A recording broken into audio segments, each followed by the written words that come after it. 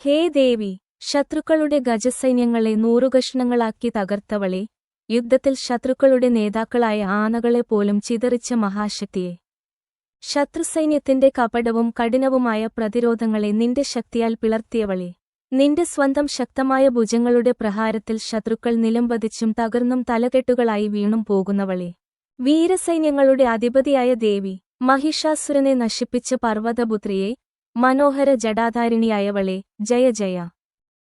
ഈ ശ്ലോകം ദേവിയുടെ യുദ്ധശക്തിയും കോസ്മിക് ശക്തിയും പ്രതീകാത്മകമായി വർണ്ണിക്കുന്ന അത്യന്തം ശക്തമായ താന്ത്രിക ശ്ലോകമാണ്.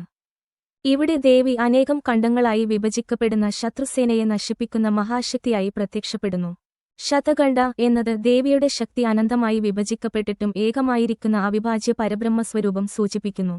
വിഖണ്ഡിതരുണ്ട വിതുണ്ട ഗജാധിപതെ എന്നത് അഹങ്കാരരൂപിയായ ഗജത്തെ, ഹസ്തി, തകർത്ത് അഹങ്കാരത്തിന്റെ തല, ലുണ്ട വിച്ഛേദിക്കുന്ന ആത്മശുദ്ധീകരണത്തെ സൂചിപ്പിക്കുന്നു. റിപുഗജഖണ്ഡ വിധാര, ശത്രുസ്വഭാവമായ ഗജത്തിന്റെ കപോളങ്ങൾ കീറുന്നുവെന്നത് മനസ്സിലെ വാസനകളെയും കർമ്മബന്ധങ്ങളെയും ഭേദിക്കുന്ന ദേവീകൃപയെ പ്രതിനിധീകരിക്കുന്നു.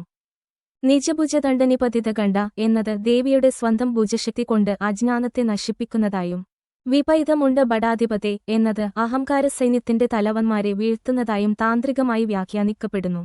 ശ്രീവിദ്യ ദർശനത്തിൽ ഈ ശ്ലോകം കുണ്ടലിനി ശക്തി മൂലാധാരത്തിൽ നിന്ന് ഉയർന്ന അഹംഭാവം, വാസന, ദ്വൈതബോധം എന്നിവയെ ഖണ്ഡിച്ച് സഹസ്രാരത്തിലെ പരമചൈതന്യത്തിൽ ലയിക്കുന്ന പ്രക്രിയയുടെ സൂചനയാണ്.